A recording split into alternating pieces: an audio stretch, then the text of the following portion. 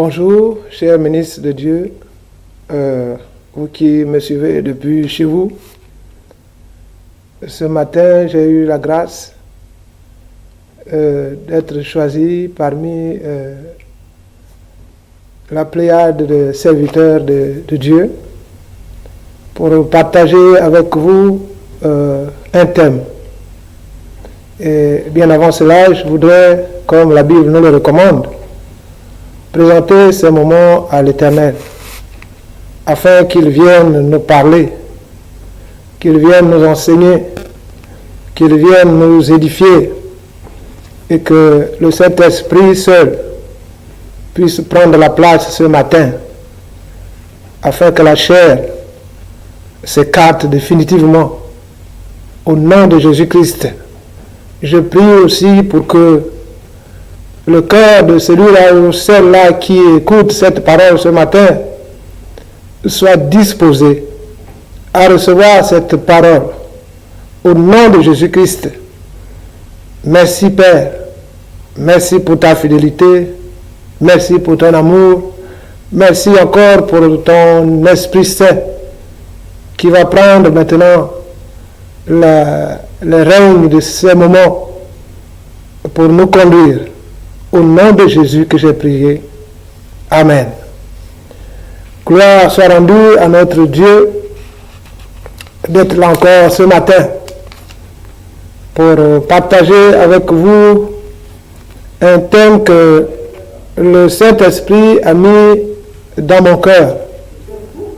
Un thème qui est principal.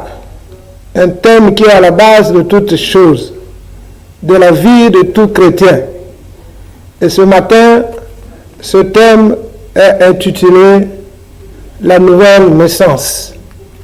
La nouvelle naissance. Ou encore, en d'autres termes, la conversion. Et pour cela, nous allons ouvrir dans 2 Corinthiens pour introduire ces moments. Je lis la parole de Dieu dans 2 Corinthiens 5, à partir du verset 17. C'est un passage qui est connu de tout le monde. La Bible dit ceci: si quelqu'un est en Christ, il est une nouvelle créature. Les choses anciennes sont passées. Voici, toutes choses sont devenues nouvelles. Alléluia. Arrêtons-nous d'abord par là. Donc le thème ici, ce matin, parle de la nouvelle naissance. Autrement dit, pour certains chrétiens, le terme approprié chez les uns, c'est la conversion. Et là, quand on regarde un peu la définition du mot conversion ou du verbe convertir, ça veut simplement dire que la conversion, c'est un changement. Un changement. La conversion, c'est une transformation.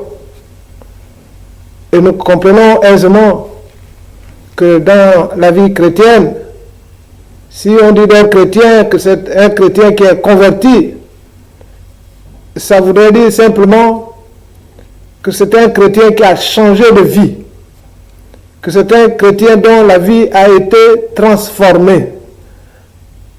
Donc un changement total. La vie que le chrétien menait avant, forcément doit être différente de celle que le chrétien mène lorsqu'il passe par la transformation. Et nous voyons dans nos églises tout un mélange. Beaucoup de chrétiens qui sont à l'église, on retrouve évidemment des chrétiens qui viennent généralement à l'église par civisme, simplement parce qu'ils suivent certainement les parents, pour le cas des enfants, parce que les enfants voient les parents partir à l'église, et par civisme, eux, ils suivent aussi les parents. Pendant que les parents conduisent pour aller à l'église dans la voiture, les enfants sont sur leur WhatsApp. Quand ils arrivent à l'église, au lieu d'écouter la parole, les mêmes enfants, les esprits sont ailleurs. C'est des gens qui viennent à l'église par civisme.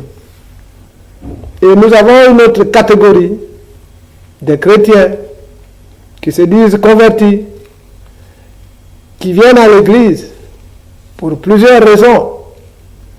Pour certains, ils viennent pour chercher le mariage. Et quand ils trouvent le mariage, la vie change. Ils repartent au point zéro. On oublie Jésus.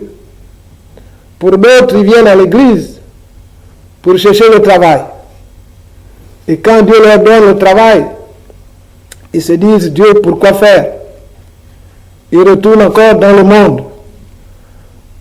Pour les uns également, ils viennent à l'église, c'est pour chercher la guérison.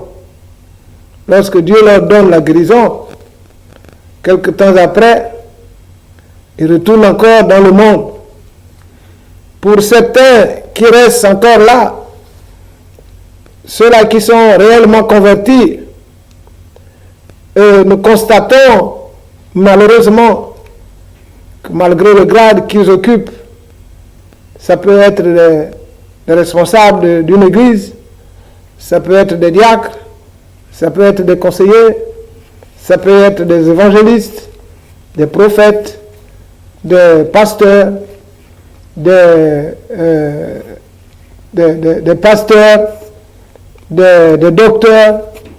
Et généralement, au niveau de l'église, les gens sont surpris par leur comportement, par leur langage, par leurs habitudes, simplement parce qu'il y a un problème au niveau de la conversion. Et ce matin, nous allons voir quelques exemples dans la Bible de gens qui ont été convertis, une conversion radicale, qui ont changé leur vie et dont l'actuelle vie devient différente de l'ancienne vie. Après, nous allons voir les signes qui attestent et qui démontrent que tel ou tel frère, telle ou telle sœur est réellement converti. À la fin, nous allons essayer de parler en quelques mots des garde-fous. Comment faire pour éviter de retomber encore dans le passé. Gloire à Dieu. Merci pour cette introduction. Et le verset qu'on a choisi ce matin se trouve dans 2 Corinthiens 5 à partir du verset 17. Et là, c'est le bien-aimé, l'apôtre Paul.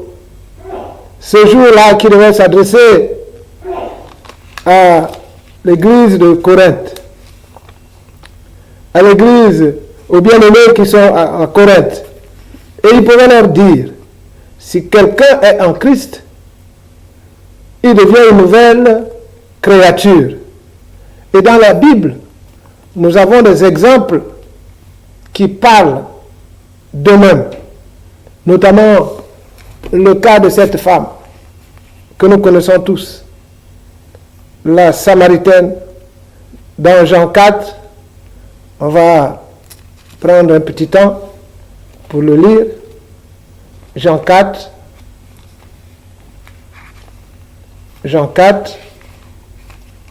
je lis la parole de Dieu dans Jean 4 à partir du verset 28. La Bible nous dit ceci à propos de cette Samaritaine. Alors la femme, ayant laissé sa cruche, s'en alla dans la ville et dit aux gens, venez voir, un homme qui m'a dit tout ce que j'ai fait, ne serait-ce point le Christ. Il sortit de la ville et ils vinrent vers lui. Pendant ce temps, les disciples le pressaient de manger, disant, Rabbi, Rabbi, mange. Alléluia. Nous avons là un exemple parlant d'une femme qui était habituée à son puits, le puits de Jacob. C'était sa tradition, ça faisait partie de sa vie. La Bible ne nous dit pas quel âge avait cette femme, mais une chose est claire, c'est qu'elle était déjà mature, elle était déjà âgée, et sa vie était fondée sur ce puits, le puits de Jacob. Tous les jours, elle partait à son puits, le puits de Jacob, pour chercher de l'eau. Mais il arrivait un jour où le plan de Dieu, le temps de Dieu s'est accompli dans la vie de cette femme. La Bible dit que lorsqu'elle arrivait, elle a trouvé Jésus. Jésus était assis. Et Jésus lui a demandé de lui donner de l'eau. Il s'est passé un dialogue entre les deux. Mais au finish, la femme a cédé. La Bible dit qu'elle a abandonné sa cruche.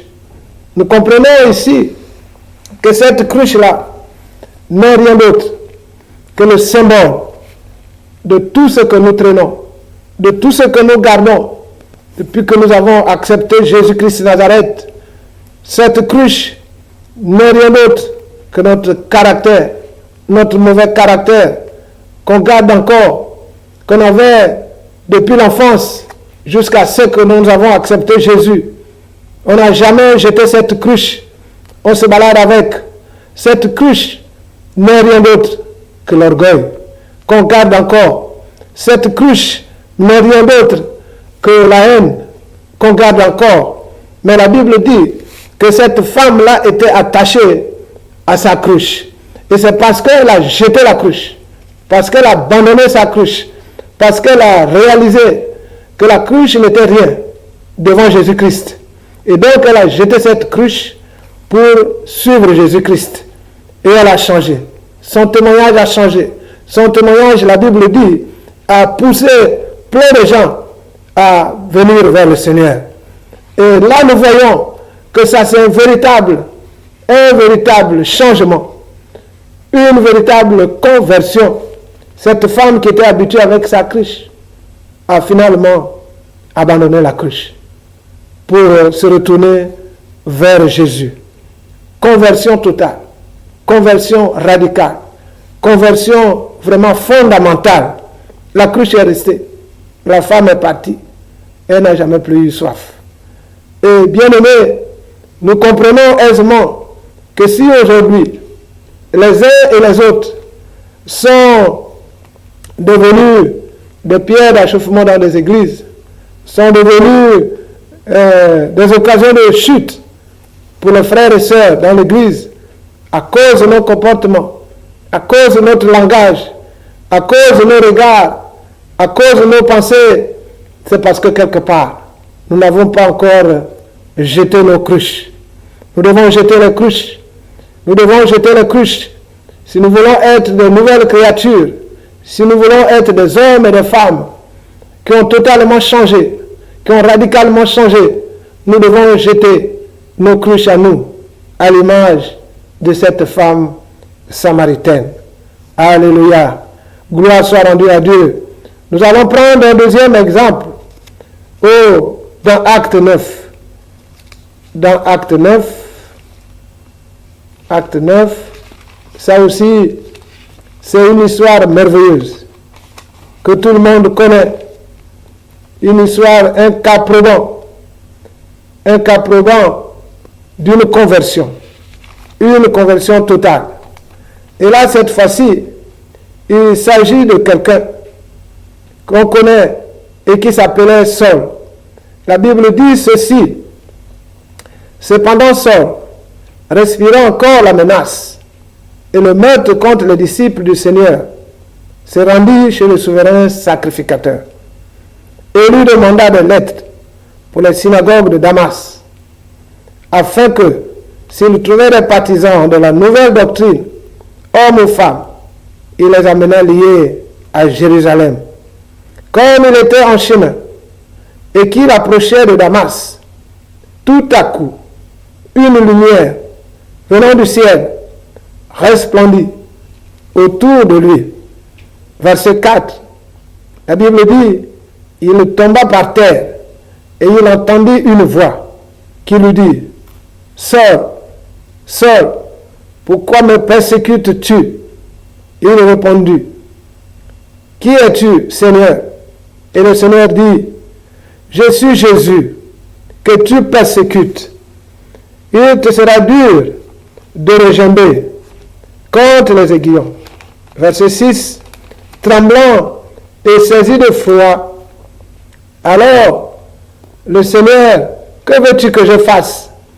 Et le Seigneur lui dit, lève-toi, entre dans la ville, et on te dira ce que tu dois faire. Verset 7, les hommes qui l'accompagnaient demeurèrent stupéfaits. Ils entendirent bien la voix, mais ils ne voyaient personne. Alléluia. Verset 8, Saul se releva de terre, et quoique ses yeux fussent ouverts, il ne voyait rien. Et on le prit par la main, et on le conduisit à Damas. Alléluia. Gloire à Dieu. Nous avons là encore un deuxième cas, un cas parlant, un cas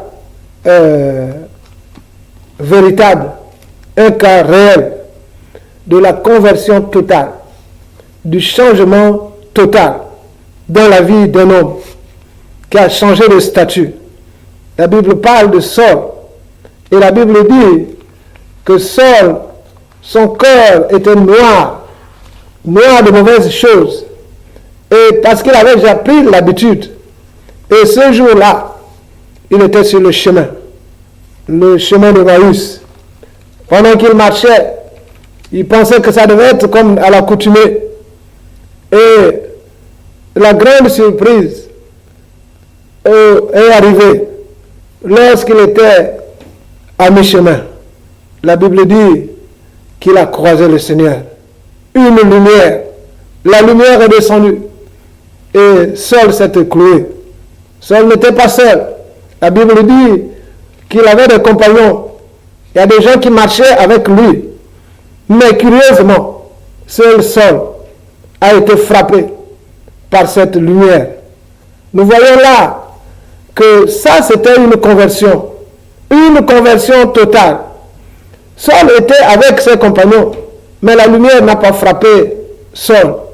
Nous comprenons par là que la conversion est personnelle.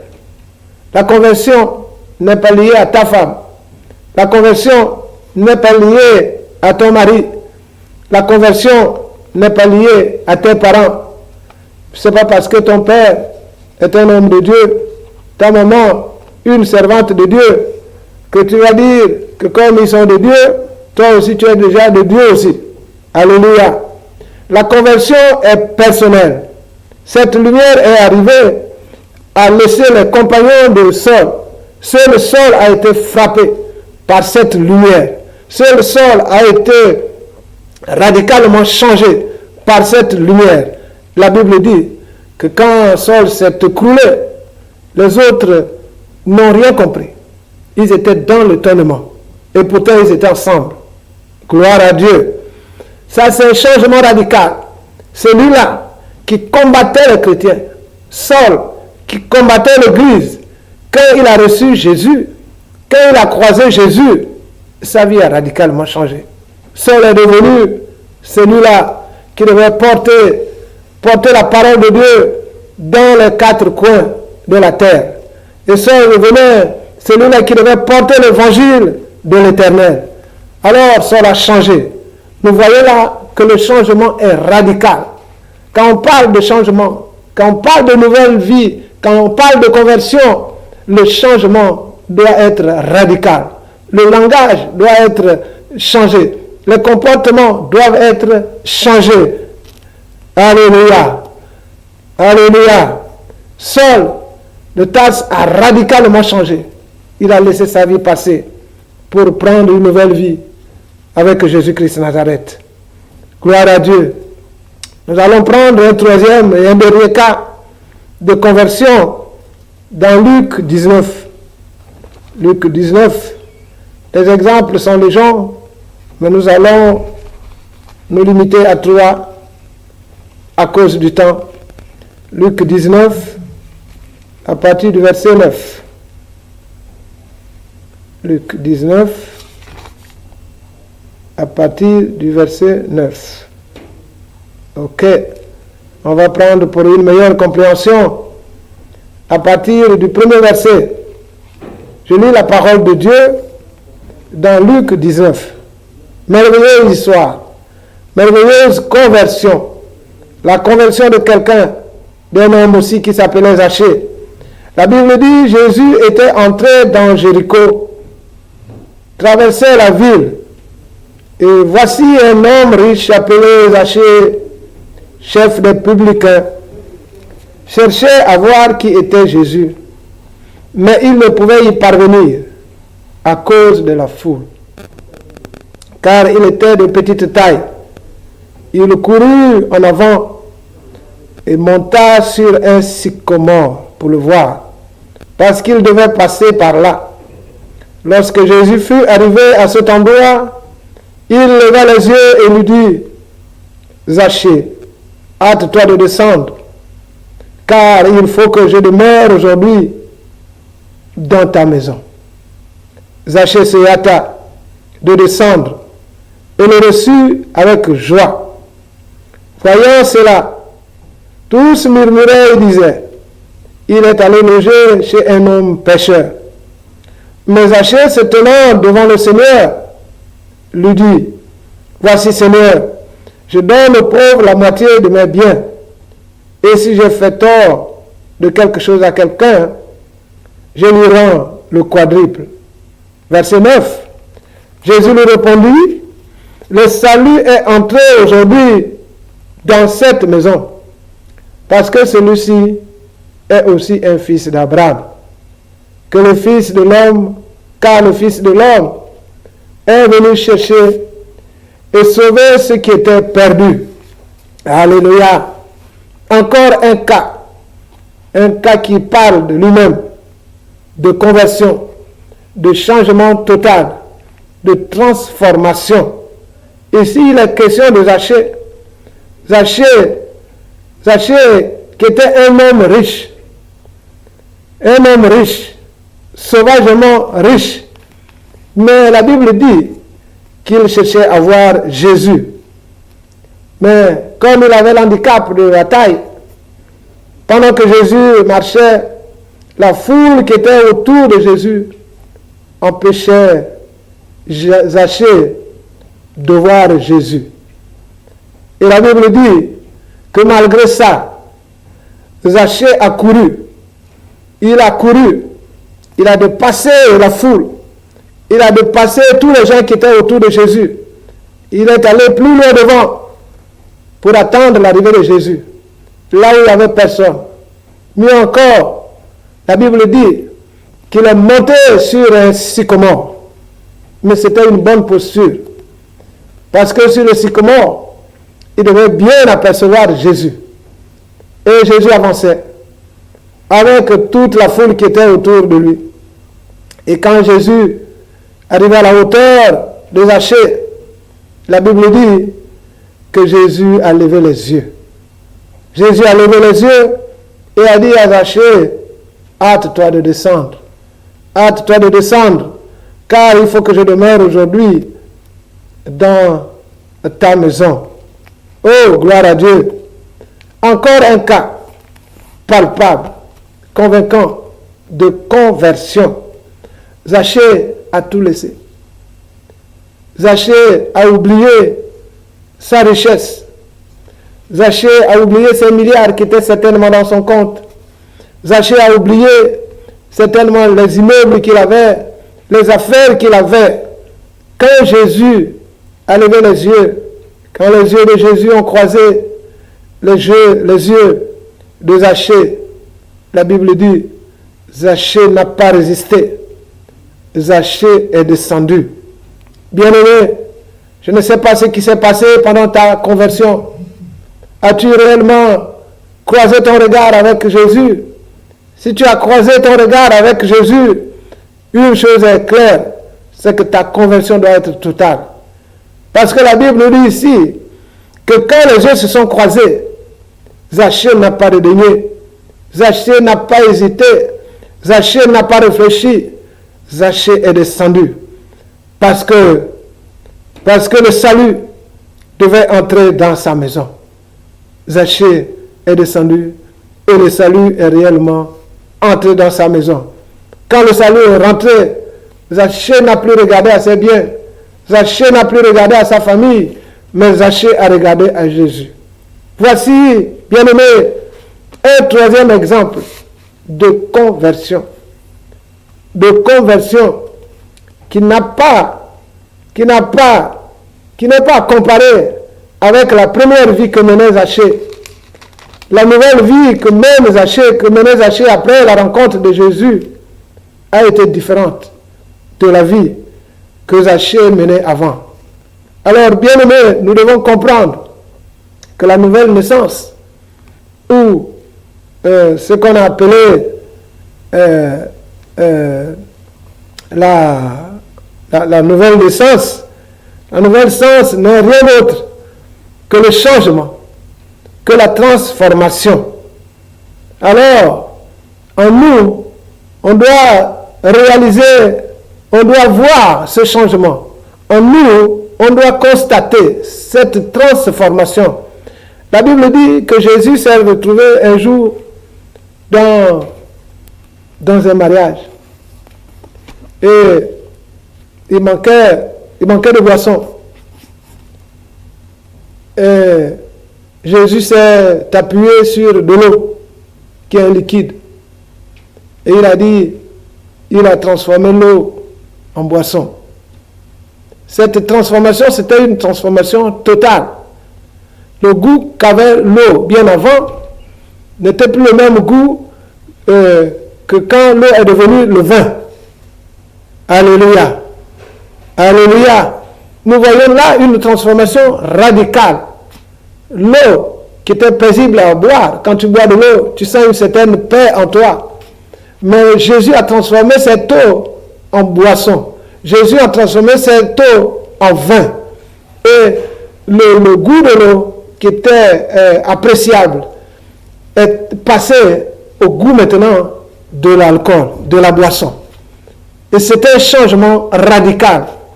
Nous voyons là une différence nette entre l'eau et la boisson. Quand tu bois l'eau, tu es à l'aise. Généralement, quand il fait chaud, et si nous prenons de l'eau, nous sommes à l'aise. On se sent heureux. Mais si tu prends la boisson, si tu prends le vin, 2 verres de vin, 3 verres de vin, tu verras que tu ne seras plus la même personne. Ton langage va changer, ton comportement va changer. Et là, nous voyons la transformation. L'eau qui a été transformée en vin. Et le changement était radical. L'eau est devenue le vin. Et le vin est différent de l'eau. Donc, bien aimé, quand nous sommes en Christ, si nous disons que nous sommes devenus de nouvelles créatures, ce changement doit être visible. Le changement doit être visible. La transformation doit être visible. Alléluia. Alléluia. Beaucoup de gens, beaucoup de chrétiens parlent de conversion. Parlent de conversion. Mais pour ceux qui ont l'habitude de voyager, ceux qui utilisent les monnaies, l'argent, nous comprenons aisément, pour bien comprendre le terme de conversion, nous comprenons que quand tu prends 100 euros que tu transformes en CFA, tu ne vas pas avoir les 100 euros tu ne vas pas te retrouver avec 100 CFA. Alléluia. Ou vice-versa. Si tu prends 100 francs en CFA pour transformer en euros, tu ne vas pas retrouver les mêmes 100 francs en CFA que tu avais, tu ne vas pas retrouver ça là en euros. Alléluia. Et nous comprenons que le changement, la transformation est radicale. Quand on parle de changement, le changement doit être total. Le CFA doit être différent de l'euro. L'euro doit être différent du CFA. Si tu veux transformer ton CFA en dollars, nous comprenons que le montant ne peut pas être le même. Le montant que tu as en CFA ne peut pas être le même qu'en dollars. Et vice-versa. Et c'est ça la vie chrétienne. Quand tu as changé, quand tu es parti du monde pour la vie chrétienne, ce changement doit être radical, visible, palpable. Les gens doivent être convaincus que tu as radicalement changé. Et c'est pour cela que nous avons pris ces trois exemples. L'exemple de la femme samaritaine, l'exemple de Saul et l'exemple de Zachée. Alors, nous allons dans ce deuxième temps nous poser la question. Et dire, c'est bien beau d'être converti. C'est bien beau de parler de la conversion. Mais quels sont les signes qui peuvent nous démontrer que tel frère est réellement converti, telle sœur est réellement convertie? Quels sont les signes? Alléluia. Nous allons regarder dans Psaume 1 pour comprendre. Psaume 1. J'espère que tu es déjà à la page. Psaume 1. Nous allons comprendre. Ok. Psaume 1. À partir du premier verset. La Bible dit ceci. Heureux l'homme qui ne marche pas selon le conseil des méchants, qui ne s'arrête pas sur la voie des pécheurs, et qui ne s'assied pas en compagnie des moqueurs, mais qui trouve son plaisir dans la loi de l'Éternel, et qui la médite jour et nuit. Il est comme un arbre planté près d'un courant d'eau, qui donne son fruit en sa saison, et dont le feuillage ne se flétrit point. Tout ce qu'il fait lui réussit. Il n'en est pas ainsi des méchants. Ils sont comme la paille que le vent dissipe. Alléluia. Voici un des signes. Un des signes qui nous montre que tel frère est réellement converti, que telle sœur est réellement convertie, que tel homme de Dieu est réellement converti. La Bible parle à partir du verset 3. À partir du verset 3, la Bible nous parle ici de l'arbre. La Bible compare tout chrétien converti, tout homme de Dieu converti, toute servante de Dieu convertie à un arbre. Dieu dit, si tu es réellement converti, si tu es réellement né de nouveau, normalement tu dois être comme un arbre. Un arbre qui est planté près d'un courant d'eau. Un arbre qui donne des fruits en sa saison. Et dont le feuillage ne flétrit point. Tout ce qu'il fait lui réussit. Voici quelques signes, bien-aimés, qui nous prouvent que tel homme de Dieu, que telle servante de Dieu est réellement convertie. C'est lorsque tu deviens comme un arbre. Cet arbre-là qui est planté en bordure, à côté de l'eau. Cet arbre-là qui donne le fruit. Le fruit dont il est question ici, ce ne sont pas les mangues, ce ne sont pas les atangas, mais le fruit dont la Bible parle ici, ce sont les fruits qu'on retrouve dans Galates 5, à partir du verset 22. À partir du verset 22. Et là-dedans, Dieu nous donne le chapelet de tous ces fruits notamment la joie, l'amour, la paix, la tempérance, ainsi de suite. Et donc, Dieu dit que si vous êtes cet arbre-là, si vous êtes cet homme de Dieu, si vous êtes cette servante de Dieu qui est réellement convertie, qui a changé radicalement, qui a subi une transformation totale, normalement, vous devez être comme un arbre qui produit les fruits en chaque saison. Autrement dit, en vous, on doit retrouver l'amour. Pas l'amour de ce monde-là, mais l'amour de Dieu. En vous, on doit retrouver la paix. En vous, on doit retrouver la joie. En vous, on doit retrouver la tempérance. Alléluia. Alléluia. Gloire à Dieu. Voici les fruits que nous devons produire lorsque nous sommes totalement convertis. Et la Bible ajoute que ton feuillage ne doit pas flétrir. Et tout ce que tu fais doit forcément réussir. Il n'y a pas de raison que ce que tu fais ne réussisse pas. Parce que en toi, c'est plus toi qui vis, mais c'est Christ qui vit en toi. Alléluia. Gloire à Dieu. Donc nous avons là un des critères qui peut nous éclairer pour discerner que tel frère, que telle sœur est réellement converti, qu'il a déjà vraiment une nouvelle vie, qu'il a changé, que c'est plus le même. Celui-là qui hier aimait les bagarres, ne fait plus de bagarres. C'est un homme bourré de tempérance. Quand tu gifles par la joue gauche, il te tend la joue droite. Alléluia. Quand tu le piétines, il ne s'empresse plus pour te donner des coups. Parce qu'il a changé. Parce que c'est plus le même. Il n'est plus le même. Quand tu le blesses, mais il ne te dit plus lorsque j'étais. Alléluia. Beaucoup de chrétiens ont l'habitude de le dire. Quand j'étais. Quand j'étais. Mais tu regrettes pourquoi. Alléluia. Si tu es une nouvelle créature, normalement, tu dois totalement changer. Gloire à notre Dieu. Nous allons voir encore un autre critère qui nous permet de discerner que tel frère est réellement converti, que telle sœur est réellement convertie.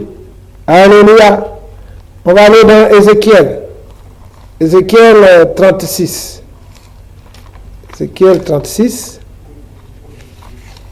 Ézéchiel 36. Gloire à Dieu.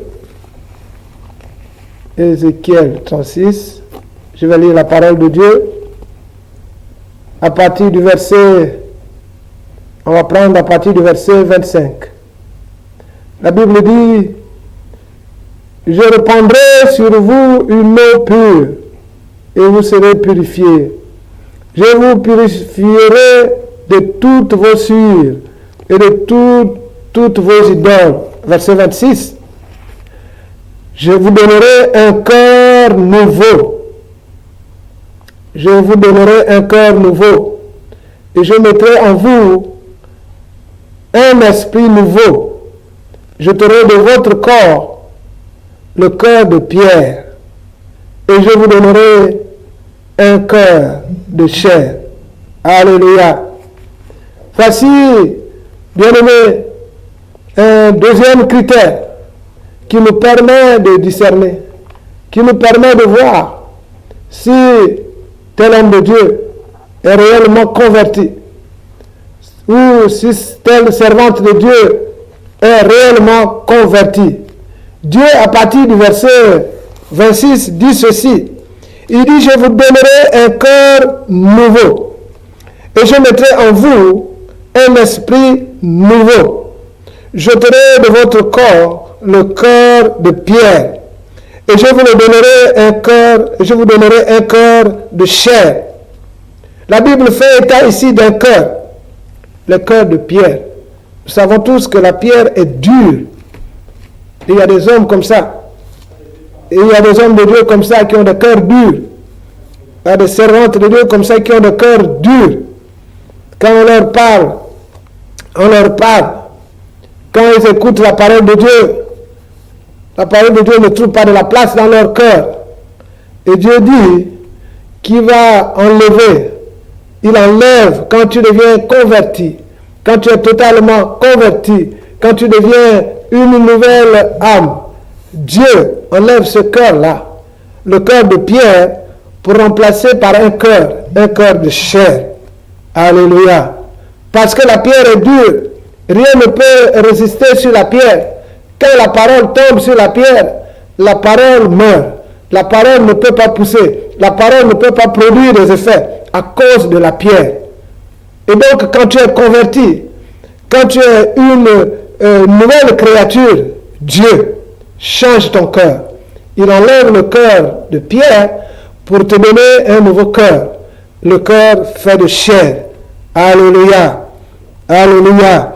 Et la différence entre les deux, le cœur qui est fait de pierre et le cœur qui est fait de chair, c'est que le cœur qui est fait de chair est sensible. Il est sensible à la parole de Dieu. Il est sensible à la voix de Dieu. Quand Dieu parle, ce cœur la capte. Quand Dieu parle, ce cœur la saisit. Et c'est ça la différence. Alléluia. Un homme converti, un homme transformé, une nouvelle créature doit avoir un cœur de chair et non un cœur fait de pierre. Alléluia. Gloire à Dieu. Nous venons de voir là quelques signes qui nous permettent de discerner que tel homme ou telle femme est réellement converti. Et nous avons vu le cas de l'arbre dans le psaume et d'Ézéchiel à qui Dieu a changé de cœur. Et avant de terminer, avant de conclure, nous allons regarder encore un passage qui va nous aider à marcher, qui va nous aider à rester une fois convertis, quand on a changé, quand on a été transformé, quand nos cœurs ont été transformés en cœur de chair, il faudrait une certaine conduite. Et nous allons regarder deux passages qui vont nous aider.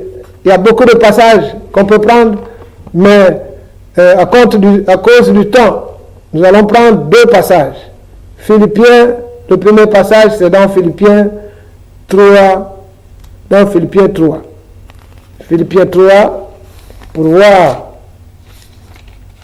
Philippiens 3. Ok. Philippiens 3. Ici, nous allons voir un peu la conduite. Comment devons-nous conduire une fois le cœur changé, une fois nos vies transformées, une fois nos vies changées. Comment devons-nous rester tout droit, fidèles, sans tomber? Alléluia. Philippiens 3. On va prendre à partir du verset 7. À partir du verset 7. Alléluia. Tu es déjà à la page? Gloire à Dieu. Paul s'adressait à ses frères et il pouvait dire ceci. Mais ces choses, verset 7, mais ces choses qui étaient pour moi de gain, je les ai regardées comme une perte à cause de Christ.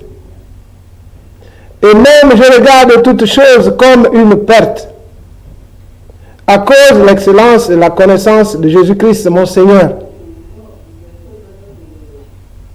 pour lequel j'ai renoncé à tout. Et je les ai regardés comme de la boue, afin de gagner Christ. Alléluia. Ça, c'est Paul qui parle. Il pouvait prendre son exemple. Paul qui était un homme converti aussi.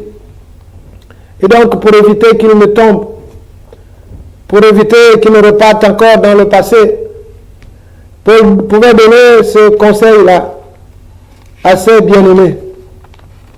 en disant que toutes ces choses-là qui sont sur la terre, toutes ces choses-là, tous les plaisirs de la terre qui frappent nos yeux, qui secouent nos cœurs, qui nous donnent le vertige.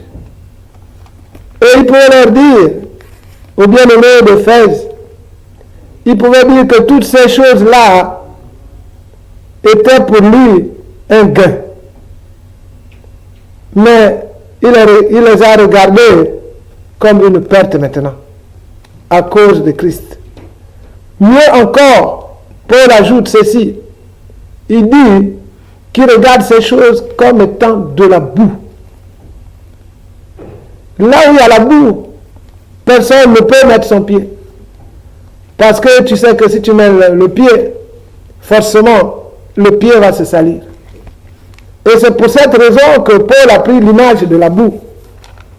Pour montrer que notre vie passée, que tout ce qu'on faisait dans le passé, avant de devenir une nouvelle créature, avant d'être un homme converti, avant d'être une femme convertie, Paul dit que les choses anciennes qu'il faisait, les choses anciennes qu'il aimait, la boisson qu'il aimait, les femmes qu'il aimait, tout ce qu'il aimait, tout ce qui attirait ses yeux, tout ce qui aveuglait son cœur, depuis qu'il a changé, depuis qu'il a subi la transformation, depuis qu'il est devenu une nouvelle créature, Paul dit qu'il regarde ces choses comme de la boue.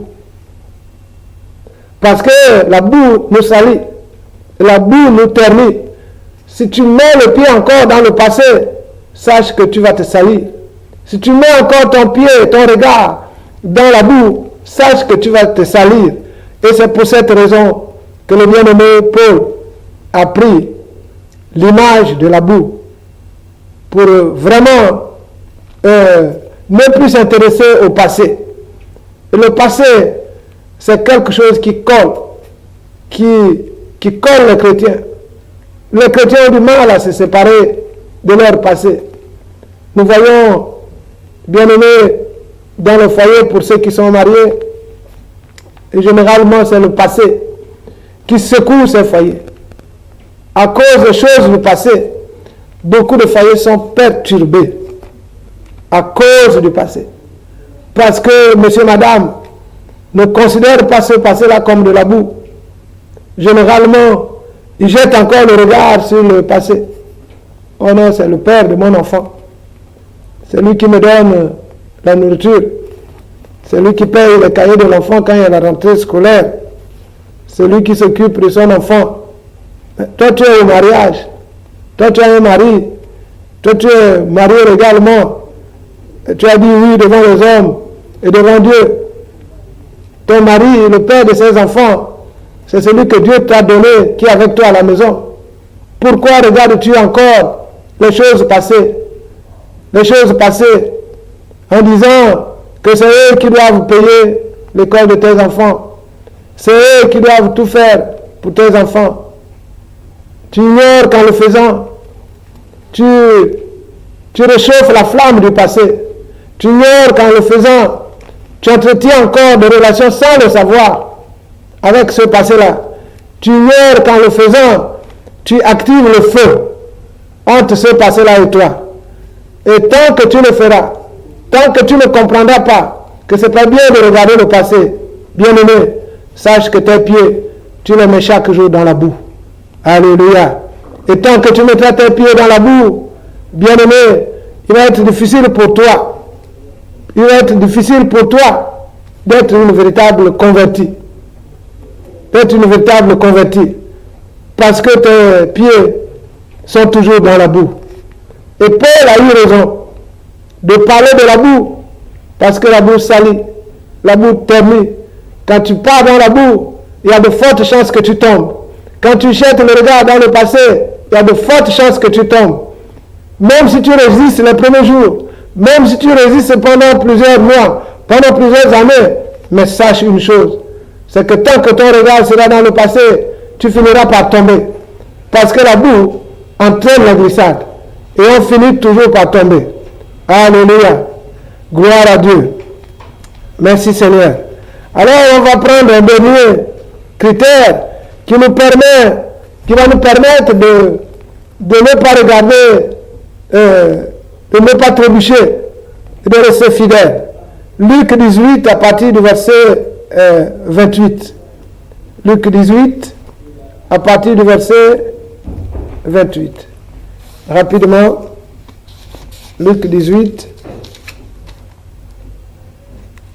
à partir du verset 28. Ok. Gloire à Dieu. Alors, Luc 18. Ok, je suis déjà là. Verset 28. Gloire à Dieu. Pierre dit alors, voici, nous avons tout quitté et nous t'avons suivi. Et Jésus leur dit, je vous le dis en vérité, il n'est personne qui ayant quitté à cause du royaume de Dieu sa maison, sa femme, ses frères, ses parents ou ses enfants, ne reçoivent beaucoup plus dans ce siècle-ci et dans le siècle à venir la vie éternelle. Alléluia.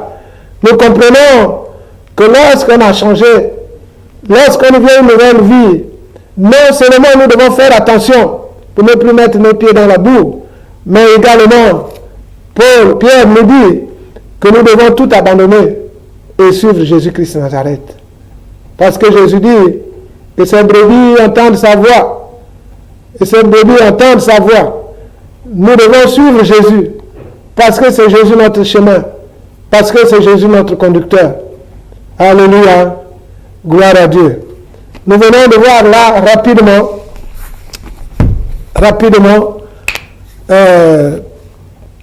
quelques passages qui vont nous aider par rapport à ce thème.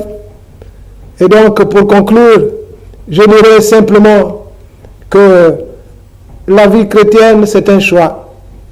Le changement, c'est un choix. Et être une nouvelle créature, c'est un choix. Et opter pour la conversion, c'est un choix.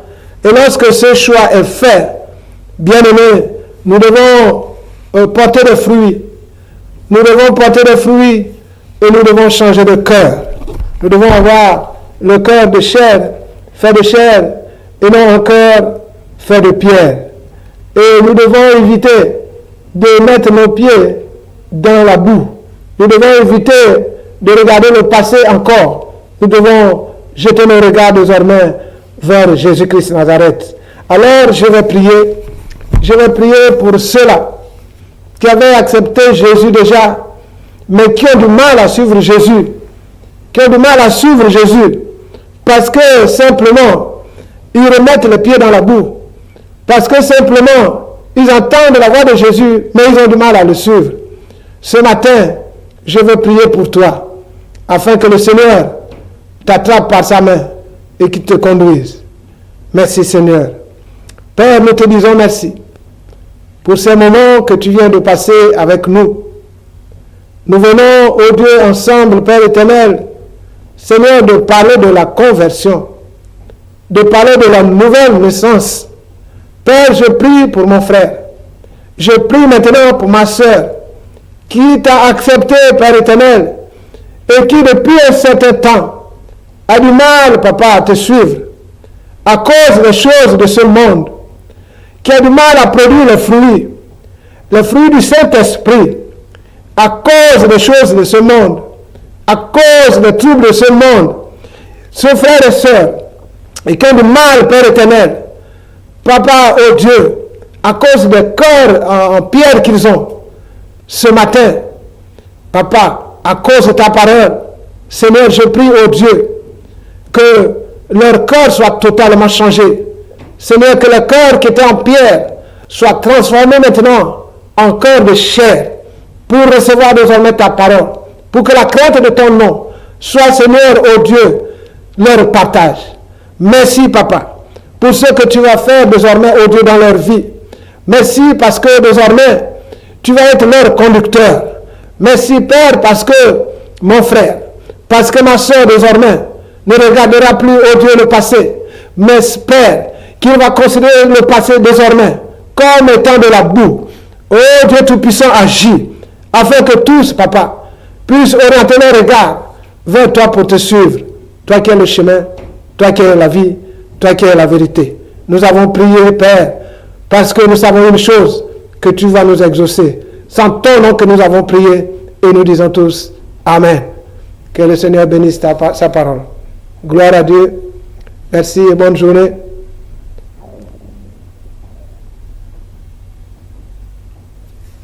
Ok.